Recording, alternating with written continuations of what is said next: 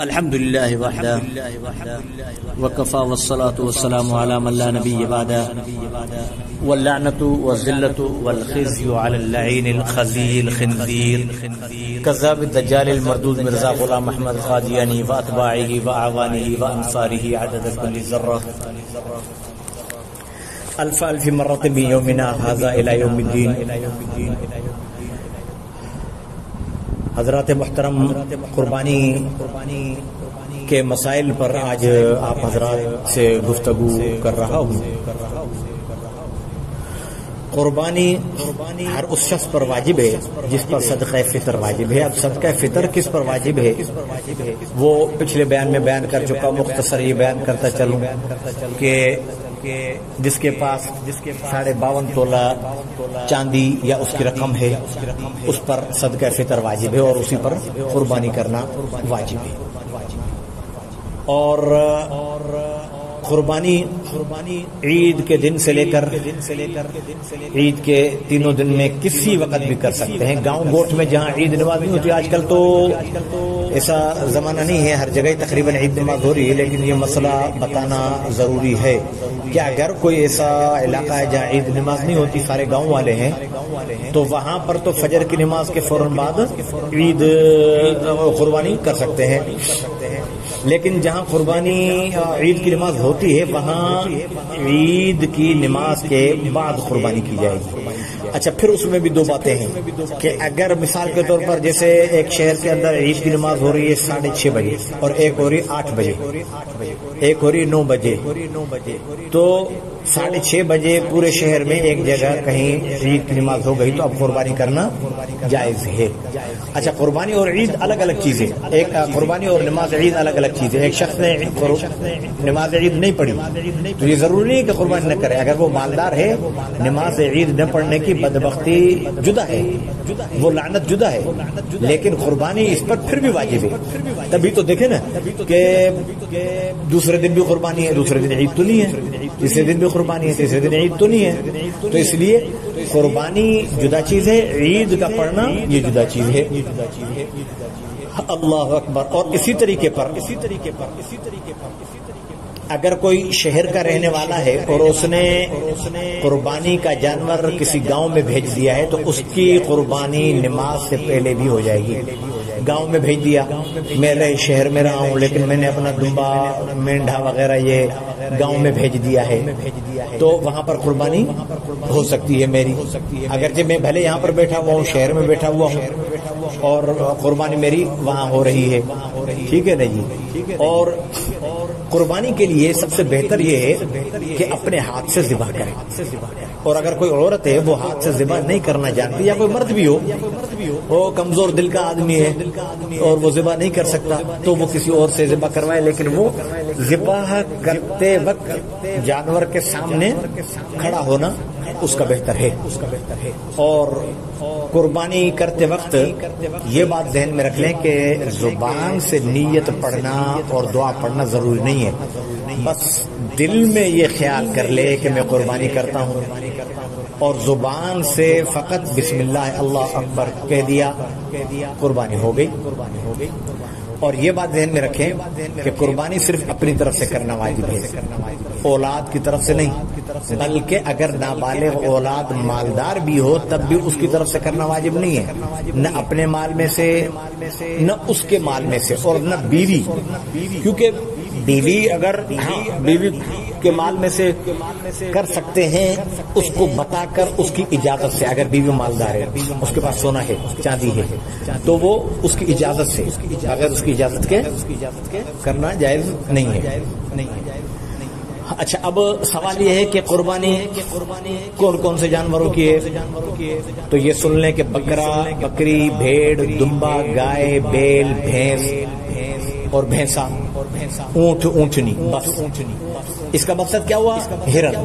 ہرن حلال ہے، کھا سکتے ہیں اور بکری کی طرح ہی ہوتی ہے وہ بھی، لیکن اس کی قربانی نہیں ہوگی.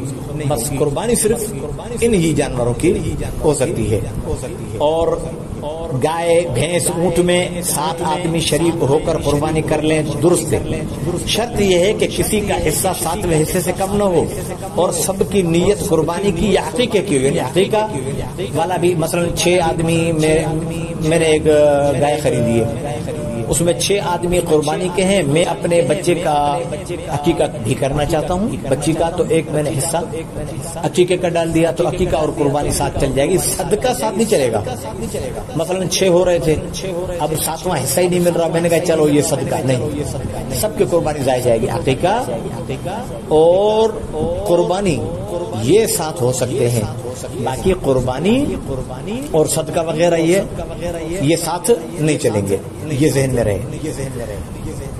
اچھا، اگر کسی نے جانور خریدا، گم ہو گیا، پھر اس نے دوسرا خرید لیا، اتنے میں پہلا بھی مل گیا، تو اب دیکھا جائے گا کہ وہ ایسا کرنے والا آدمی امیر ہے تو ایک قربانی اس پر واجب ہے. پہلے والی جو ملی ہوئی ہے وہ والا جانور رکھ کے کر لے، یا جو دوسرا ملا ہے وہ والا رکھ کے کر لے. پہلے والا بیچ دے، اس کی مرضی، دونوں کر لے، اس کی مرضی. اور اگر یہ غریب آدمی ہے تو اس پر دونوں قربانیاں واجب ہوں گی. کیوں؟ یہ سمجھ لیں، اس لیے کہ غریب پر قربانی تھی نہیں. اب جب اس نے مال خرید لیا، اب اس پر قربانی واجب ہو گئی. اب جب وہ چلا گیا تو خیر نہ خریدتا، خرید لیا تو اب اس کی قربانی واجب ہو گئی. اور ملا ہوا پہلا وہ تو وہ پہلے ہی اس نے اللہ کے نام پر خرید لیا تھا. اب دونوں کی قربانی کرنا غریب کے ذمہ واجب ہے. امیر صرف ایک کرے گا اس لیے کہ اس پر ہے ہی ایک، اس پر تو تھی نہیں نا، اس نے خود لے کر اپنے اوپر قربانی کو واجب قرار دیا. یہ ذہن میں رہے. اب ان کی عمریں سن لیں کہ بکری اور بھیڑ دمبا یہ تو پورا 1 سال کا ہونا شرط ہے. 2 دانت نہیں. دیکھیں یہ بات بھی سمجھ لیں، اکثر ہمارے کھڑے ہو کر دانت دیکھتے ہیں. آج کل تو اللہ پناہ میں رکھے پاکستان میں دانت بھی لگ جاتے ہیں 6 مہینے کی بکری میں. 2 دانت نہیں، سال کا ہونا شرط ہے. اس کا کیا مطلب؟ اگر آپ نے اپنی بکرا گھر میں پالا ہوا ہے، جیسے لے لیا 9 ذی الحجہ کو لے لیا اس سال، اگلے سال 9 ذی الحجہ کو یہ پورا سال کا ہو گیا. بھلے یہ کھیرا ہو، اس کے دانت ابھی تک 2 نہیں آئے، لیکن سال کا ہو گیا، اب اس کی قربانی جائز ہے. کیونکہ آپ کی آنکھوں کے آگے پڑا، یہ تو نشانی ہے. 2 دانت یہ نشانی ہے، شرط نہیں ہے، نشانی ہے. یا ایسے اعتماد والے سے آپ لے رہے ہیں جس پر آپ کو اعتماد ہے کہ سال کا ہے لیکن ابھی تک 2 دانت نہیں آئے، کر سکتے. اور دبے میں بھیڑ میں یہ رعایت ہے کہ اگر 6 مہینے کے ہیں اور 6 مہینے کے اتنے کھلائے پلائے ہوئے ہیں کہ ان کو سال کے دمبوں میں بھیڑوں میں کھڑا کیا جائے تو یہ موٹا تکڑا تازہ نظر آئے، تو اس 6 مہینے والے دمبے کی بھی قربانی جائز ہے، بشرطے کہ سال کے دمبوں میں بکروں میں کھڑا کیا جائے اور وہ ویسا ہی نظر آئے. سمجھ گئی؟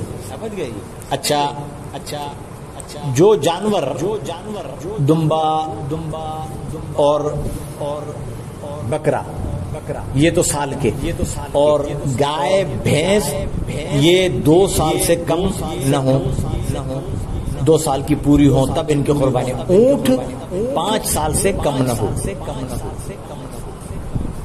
اور کس کی قربانی؟ ان میں کو کتنا بیمار ہو جائز ہے، کتنا بیمار نہ ہے جائز نہیں ہے، وہ سمجھ لیں. جو جانور اندھا یا کانا ہو، یا اندھا ہے یا ایک آنکھ سے بالکل اس کو نظر نہیں آتا، تو اس کی قربانی جائز نہیں ہے. یا ایک کان کا تہائی، یعنی ایک کان ہے نا اس کے 3 حصے کر لو تو تیسرا حصہ پورا کٹا ہوا ہے یا تہائی سے زیادہ کٹا ہوا ہے. ایسے ہی دم تہائی کٹی ہوئی ہے، تیسرا حصہ یا اس سے زیادہ کٹا ہوا ہے، تو اس جانور کی قربانی ہرگز جائز نہیں ہے گی. اور جو جانور اتنا لنگڑا ہو، جیسے مثال کے طور پر یوں سمجھ لیں آپ کہ 3 پاؤں تو زمین پہ رکھتا ہے، چوتھا پاؤں رکھتا ہی نہیں ہے، بالکل نہیں، لنگڑ رہا ہے، اس کی بالکل ٹانگ ٹوٹی ہوئی ہے، چوتھا پاؤں زمین پر رکھتا ہی نہیں ہے، لیکن رکھ تو دیتا ہے، اس پر ذرہ برابر بھی وزن نہیں دے سکتا، صرف رکھا رہا ہے، وزن نہیں دے رہا. تو ایسے جانور کی قربانی جائز نہیں ہے. ہاں اگر چوتھا پاؤں رکھ رہا ہے، لنگڑا رہا ہے، اس پر وزن بھی دے رہا ہے چوتھے پاؤں پر، لیکن تھوڑا سا کم وزن دے رہا ہے، تو ایسے لنگڑے کی قربانی جائز ہے. اور اسی طریقے پر دبلا پتلا بالکل مریل جانور جس کی ہڈیوں میں بالکل کودا نہ رہا ہو، سوکھ گیا ہو، ایسی کی قربانی جائز نہیں ہے. لیکن اگر کچھ موٹا کچھ پتلا ہے، درمیانہ ہے، تو اس کی جو ہے قربانی جائز ہے. اور اسی طریقے پر جانوروں میں سے جس کے دانت بالکل بھی نہ ہو، اس کی قربانی جائز نہیں ہے. لیکن اگر کچھ دانت گر گئے ہیں اور کچھ باقی ہیں، اب دیکھا جائے گا. مثال کے طور پر 20 دانت ہیں، مجھے نہیں پتا جانوروں میں کتنے دانت ہوتے ہیں، 20 دانت ہوتے ہیں مثال. اب اس میں سے 9 گر گئے ہیں اور باقی 11 باقی ہیں، تو اس کی قربانی جائز ہے. لیکن اگر 11 گر گئے ہیں، 9 باقی ہیں، تو پھر قربانی جائز نہیں ہے. یعنی کم گرے ہوئے ہوں، بچے ہوئے زیادہ ہوں، تو ایسے جانور کی قربانی جائز ہو جائے گی. اللہ اکبر. اسی طریقے پر جس جانور کے پیدائشی سینگ نہیں ہوتے تو اس کی قربانی تو جائز ہے. اور خصی بکرا، یہ اس کی قربانی صرف جائز ہی نہیں بلکہ سنت ہے. اس لیے کہ ایک تو خصی بکرا اس کے خصیتیں نکال دی جاتے ہیں، جس کی وجہ سے وہ اپنا پیشاب وغیرہ نہیں پی سکتا. اس کا گوشت مزیدار ہوتا ہے، صاف ستھرا ہوتا ہے، خوشبودار ہوتا ہے. اور جو خصی بکرا نہیں ہوتا، وہ پیشاب پینے کی وجہ سے اس کے پیشاب میں گوشت میں پیشاب کی بو آنے لگ جاتی ہے. اس لیے خصی بکرا جو ہے وہ بہتر ہے. اور اسی طریقے پر اگر کسی نے جانور خریدا، مختصر یوں سمجھ لیں کہ 20,000 کا جانور خریدا ہے، بیمار ہو گیا، اب اس نے وہ جانور بیچا 20,000 کا، اب جناب دوسرا جو لیا وہ اس کو مل گیا 15,000 کا. اب یہ 5,000 کہاں کرے؟ 5,000 صدقہ کرنا واجب ہے. یہ بچت نہیں کہلائے گی، کیونکہ اس نے 20,000 کا پہلے جانور لیا ہے، یہ اسی میں سے بچے ہیں. تو یا تو 20,000 کا جانور لے، یا وہ باقی 5,000 جو ہے وہ کہاں کرے گا؟ وہ صدقہ اور خیرات کر دے گا. اور اسی طریقے پر قربانی کا گوشت خود بھی کھا سکتا ہے، رشتہ داروں کو بھی دے سکتا ہے، محتاجوں کو دے سکتا ہے، اور کافر کو بھی دیا جا سکتا ہے سوائے قادیانیوں کے. قادیانی صرف کافر ہی نہیں، رسول اللہ کے گستاخ ہیں، ٹھیک ہے نا جی. تو اس لیے قادیانیوں کے علاوہ ہر کافر کو بھی گوشت دیا جا سکتا ہے. لیکن گوشت مزدوری میں نہ دیا جائے. جیسے کسائی کو 3 کلو گوشت دے دیا کہ چل بھائی تو نے ذبح کیا، گوشت بنایا، یہ نہیں، ایسے نہیں. وہ گوشت کا حصہ جدا کرے گا اور پیسے اس کو جدا دے گا. اور بہتر یہ ہے کہ گوشت کے 3 حصے کر دیے جائیں. حدیث میں آتا ہے کہ ایک حصہ اپنے لیے رکھے، ایک اپنے عزیز اور اقارب، اس میں سب آ گئے، مالدار بھی آ گئے، مالدار جو رشتہ دار ہیں ان کو بھیجا جا سکتا ہے. اور ایک حصہ جو ہے وہ غریب، یتیم اور مسکینوں کے لیے رکھ لیا جائے. لیکن اگر سارے کا سارا کھا لے تب بھی گناہ نہیں ہے، سارے کا سارا خیرات کر دے تب بھی ثواب ہے. اسی طریقے پر قربانی کی کھال بھی پیسوں میں یا مزدوری میں نہیں دینی چاہیے، ویسے ہی دے دے. کھال کی قیمت، یہ بات ذہن میں رکھ لیں کہ مسجد کی مرمت یا کسی اور نیک کام میں لگانا درست نہیں ہے. کھال کی قیمت خیرات کرنا ضروری ہے. ہاں کھال اپنے کام میں لے سکتا ہے، جیسے اس کا مشکیزہ بنوا لیا، ڈول بنوا لیا، جائے نماز بنوا لی، اس کے موزے بنوا لیے، ٹوپی بنوا لی، کپڑے پہلے یہ واسکوٹی وغیرہ بنتی تھی یہ بنوا لی، سمجھے نا جی. تو یہ ان چیزوں کے اندر استعمال کی جا سکتی ہے کھال. ایسے نہیں. اب اکثر لوگوں کے اندر یہ بات ذہن میں ہوتی ہے کہ بھائی نہیں کھال تو بس مدرسے میں دو ورنہ تمہاری قربانی نہیں ہوگی. نہیں، ایسے نہیں. کھال خود لے سکتے ہیں. اور اسی طرح کے پہلے یہ میں عرض کر چکا کہ سوائے قادیانی کے ہر کافر کو قربانی کا گوشت دیا جا سکتا ہے، لیکن عام کافر ہوں، قادیانی کو بار بار کہہ رہا ہوں، قادیانی رسول اللہ کے گستاخ ہیں، ان کو کسی قسم کا گوشت نہیں دیا جا سکتا۔ اور قربانی کے لیے سب سے بہتر یہ ہے کہ جو گوشت بانٹے وہ اپنے ہاتھ سے بانٹے اور انتہائی عاجزی اور انکساری کے ساتھ بانٹے، ٹھیک ہے نا جی؟ ایسے نہیں کہ وڈیرا بن کر بیٹھے تو اٹھا ہوئے نہیں، اللہ پاک قبول کر لے یہ نیت کر کے بانٹے، عاجزی انکساری کے ساتھ بانٹے، سمجھے نا جی؟ اور اگر آخری مسئلہ یہ سمجھ لیں، پھر جو مسئلے ہوں گے وہ سوال کے ذریعے بھی آپ معلوم کر سکتے ہیں واٹس ایپ پر، تو اس کی انشاءاللہ جواب دیا جائے گا کہ جانور ذبح کیا، اس کے اندر سے بچہ نکل آیا، اول تو گابھن جو جانور ہو نا اس کو ذبح نہیں کرنا چاہیے، لیکن بعض ایسے جانور ہوتے ہیں لیکن پتہ نہیں پڑتا، ان کا پیٹ اتنا موٹا نہیں ہوتا، تو اگر ایسا کوئی جانور ہے اور ذبح کر لیا اور بچہ نکل آیا تو اب دیکھا جائے گا کہ بچہ مردہ ہے یا زندہ ہے، اگر زندہ ہے تو فوراً اس کو بھی ذبح کر دیا جائے۔ گوشت کھانا دونوں کا جائز ہوگا، بچے جانور کا بھی اور جو ذبح کیا ہے اس کا بھی، ایسا نہیں کہ وہ چھوٹا بچہ ہے کہ تیرے بالکل کمزور سے بچے کا نکلا ہوا بچہ اس کا کیا کھائیں، گوشت کھا سکتا ہے دل مانے تو نہیں، تو بھلے اس کو پھینک بھی دیا جا سکتا ہے۔ اللہ پاک مجھے اور آپ کو عمل کی توفیق عطا فرمائے، قربانی صحیح طور پر کرنے کی اور سنت کے مطابق کرنے کی توفیق عطا فرمائے۔